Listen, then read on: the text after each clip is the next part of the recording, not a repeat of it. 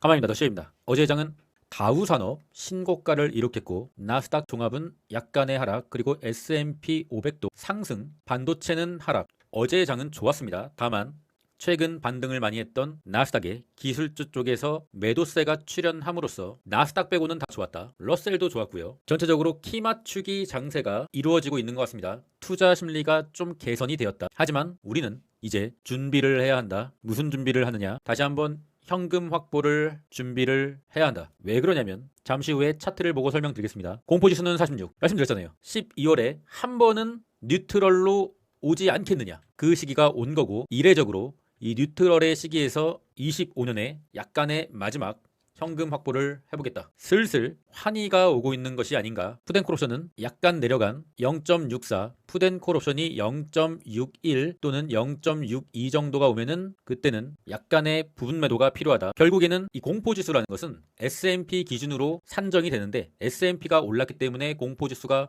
오른 것이고 나스닥은 내렸는데 왜 공포지수는 올라, 이렇게 생각하시는 분들이 있을까봐 짧게 설명드린 것이고요. 빅스지수입니다. 빅스지수가 제가 그어드린 이 빨간색 선, 그 지점에 왔습니다. 빅스지수가 상당히 내렸다. 그런데 가만히 보면은 이 빅스지수는 이 빨간색 선에 오기만 하면은 약간의 반등이 왔었다. 빨간색 선에 오랫동안 머물기도 하지만 결국에는 이 빨간색 선 14.6을 이탈하지 못하고 계속적으로 여기서 뭔가 민기였다가 또 한 번의 위기가 왔었다. 그렇기 때문에 공포지수가 뉴트럴인데도 불구하고 우리는 또다시 근시일 내에 어떤 트리거로 인한 조정이 한 번 더 올 수도 있겠다라는 생각도 가지는 게 좋아요. 물론 투자 심리가 현재 개선되고 있기 때문에 오늘 막바로 전량 현금화를 한다든가 뭐 그런 것까지는 아닌데 완전히 적극적으로 매수를 할 때는 아닌 것이죠. 매수는 최근에 11월에 익스트림 피어나 12월에 피어 때 어느 정도 매수를 했었어야 됐던 것이죠. 현재는 모멘텀이 좋은 종목들로 단기 트레이딩 해볼 수가 있는 구간입니다. 어쩌면은 단기 트레이딩이 좀 유리한 구간이다. 왜냐하면 투자 심리가 많이 개선됐고 극적으로 급격한 상승은 오지 않겠지만 키를 맞추지 못한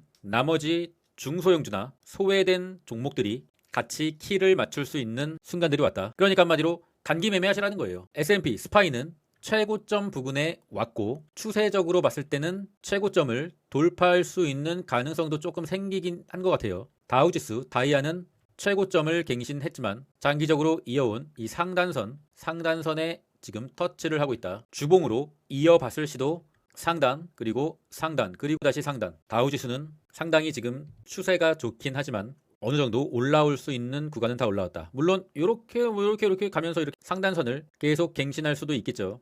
이런 식으로요. 그러나 이제는 어느 정도 올라올 수 있는 만큼은 다 올라왔다고 보고 있어요. 너무 겁먹을 필요는 없겠으며 지금은 올라오지 못한 섹터들을 찾아서 공략해 주시는 게 좋겠습니다. 나스닥 지수입니다. 나스닥 지수는 안타깝게도 S&P와 다우지수가 최고점인데 나스닥은 올라오지 못하고 있습니다. 엔비디아와 기타 빅테크들이 힘을 못 쓰고 있기 때문이죠. 그러나 1년 수익률로 봤을 때는 나스닥이 제일 많이 오르긴 했었어요. 그러니까 우리가 항상 너무 사팔사팔 하는 것보다 좀 장기적으로 봤을 때 나스닥이 더 오르고 좀 더 쳐내리고 뭐 이런 경향이 있어요. 그러니까 항상 고점이다 싶으면은 어느 정도 레버리지의 물량은 부분익절하는 게 좋겠죠. 장후에 브로드컴의 실적 발표가 나왔었죠. 실적 발표 이후에 크게 상승하고 하락을 했습니다. 왜 하락을 했을까? 어제 영상에서 말씀드렸잖아요. 크게 올랐을 때가 주봉에 볼린저 밴드 둥둥이 뜬다. 그렇기 때문에 브로드컴의 실발 플레이를 하시는 분들은 실적 발표 후에 매도를 고려하셔야 된다 라고 말씀드렸습니다. 다 미리 말씀드리고 있습니다.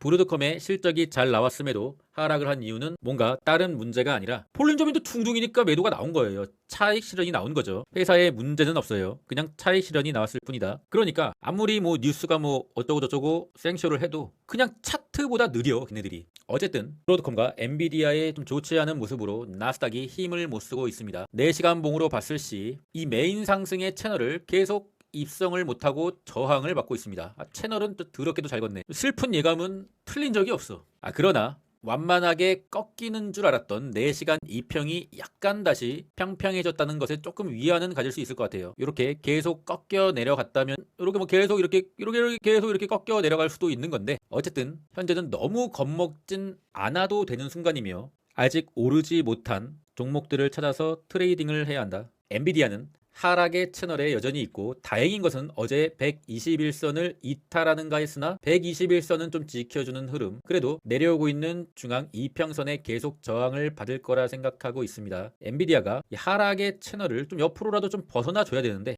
계속 좀 눌리고 있어요. 다행인 것은 121선을 지켜줬다, 그 정도입니다. 여전히 엔비디아는 170달러 초반이 적절한 매수 타이밍이지 않겠느냐. 테슬라는 일론 머스크의 동생 킴벌 머스크가 주식을 매도했다는 소식이 들어왔습니다. 킴벌 머스크가 매도를 한 이후에는 하락이 좀 있었었는데 때문에 단기 요 정도에서 막 매수를 하신 분은 약간의 부분 매도를 할 필요가 있을 것 같아요. 평단이 좀 낮으신 분들은 요것도 견디고 다 견뎠잖아요. 우리가 평단이 낮으신 분들, 그러면은 킴벌이 매도를 해서 하락이 오더라도 또 한 번 더 견뎌야 되지 않겠느냐. 다만 레버리지 종목으로 과도하게 매수를 하신 분들은 익절을 좀 할 필요가 있을 것 같아요. 일단 차트적으로는 상승의 채널 이탈을 좀 했고, 차트적으로는 약간 횡보 하향세가 나올 것 같은 느낌. 주봉상으로도 십자 도지, 주봉이 이렇게 계속 올라야 되는데 주봉상으로도 급격하게 올라가는 흐름보다는 좀 시간이 걸릴 수가 있겠다는 생각이 들어요. 그런데 저는 그런 생각이 듭니다. 악재가 나왔다 했을 시 바로 또 매도를 하고 맨날 그렇게 도망가는 투자를 하다 보면은 결국 장기 투자 베이스를 만들 수가 없다. 때로는 하락이 나올 줄 알면서도 버텨볼 필요는 있겠다, 그런 생각이 듭니다. 물론 그러려면은 이런 공포의 구간에서 평단이 좀 낮게 매수를 했었어야 됐죠. 일단 테슬라는 신규 매수는 좀 조심해야 하겠다. 반도체는 5일선을 좀 지켜주는 흐름이나 브로드컴과 엔비디아의 퍼포먼스가 좋지 않기 때문에 조금 조심해야 되지 않겠느냐. 그래도 반도체는 여전히 신고가 레벨이긴 합니다. 메타는 이 갭라인을 채우고 극적으로 상승을 조금 했습니다. 상승도 아니고 0.4% 올랐네요. 계속 맞고 떨어지고 맞고 또 떨어지는 줄 알았는데 그래도 여기서 중앙 2평을 약간 평평하게 만듦으로써 버팅겨주고 있는 모습. 적정 매수가는 632달러 정도, 중앙 2평선 자리, 여기서 이제 좀 지켜주면은 여기서 좀 지지를 받고 다시 한번 201선을 재차 트라이 할 수 있을 것 같습니다. 그런데 요번에 메타가 또다시 급락하지 않고 201선을 재차 트라이 한다고 하면은 이때는 좀 돌파하는 흐름이 나올 수 있지 않겠느냐. 그리고 이 장기 지지선 요 가격까지는 한번 희망 회로로 돌려볼 수 있지 않을까. 넷플릭스는 하방의 채널을 이탈하고 약간의 반등을 하지만 굳이 넷플릭스를 살 필요는 없겠다 생각이 들어요. 어제는 이제 중소형주 쪽에서 강한 상승이 나왔죠. 아이온큐나 오클로, 빅베어 AI 등등 멤버십에서 적절한 분할 1차 매수 타이밍을 말씀드렸는데 다행히도 1차 매수 타이밍에서 반등을 해줬습니다. 매매하신 분들을 축하드리고요. 1차 매수 타이밍을 잡을 수 있었던 것은 채널이죠. 채널을 그었기 때문에 아이온큐는 채널 하단을 이탈했으나 역시나 다시 채널 안으로 들어와 줬기 때문에 이러한 패턴을 좀 예상할 수 있겠습니다. 채널을 이탈하고 종가 마감이 되면은 좀 위험한데 그래도 다시 종가 마감 기준으로 채널 안에 들어왔다. 채널을 밑에 한 개 더 그어봤을 시 이제는 다시 한번 중앙 2평선까지 내려오면은 좀 용기를 내볼 수가 있을 것 같습니다. 오클로도 채널 안으로 들어왔다. 오클로도 채널을 좀 연장을 해봤을 시 다시 한번 이 가격 96달러 정도 요 가격으로 내려오면은 트레이딩을 해볼 수가 있겠다. SMR과 오클로가 비슷한 계열이기 때문에 SMR보다는 오클로가 낫지 않겠느냐. 조비도 채널 하단을 또 정확하게 또 지켰네. 이게 지금 채널을 정확하게 지킨다는 것은 굉장히 좀 의미가 있는 것 같아요. 세력의 의지이며 주가를 관리하고 있다는 것이기 때문에 오늘자 매수 가격으로는 14.6달러 채널 하단 가격이죠. 빅베어 AI도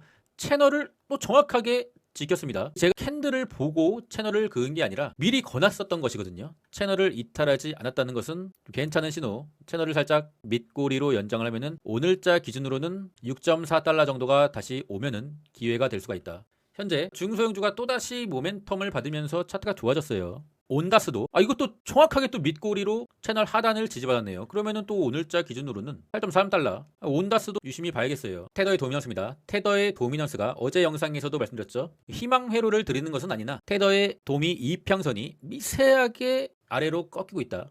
그러면은 이평선이 꺾이고 있으면은 윗꼬리로 터치하고 내리고 터치하고 리젝 터치하고 리젝, 오늘도 터치하고 좀 리젝이 됐으면 좋겠습니다. 계속 테더 도미의 이평선이 아래로 향하게 되면은 맞고 떨어지고 이렇게 되겠죠. 그러면은 이 지점이 어딘가에 이제 비트코인의 마지막 탈출 찬스, 헤드앤숄더 오른쪽 어깨가 나올 것 같습니다. 비트코인은 반대로 중앙 이평선이 미세하게 하늘로 돌아가는 형국, 10월 하락장이 시작된 이후로 한 번도 이평선은 하늘로 돌리지를 못했어요. 계속 실패를 했었죠. 최근까지도 실패를 하다가 며칠 전부터 약간 이평이 돌아가고 있다. 그러면은 계속 이 이평을 터치는 하더라도 딛고 올라주기만 하면은 좀 좋은 흐름이 나올 수가 있어요. 하지만 그 좋은 흐름이 나온다 하더라도 이렇게 갈 수는 없다. 왜냐? 주봉의 이평선이 꺾였기 때문입니다.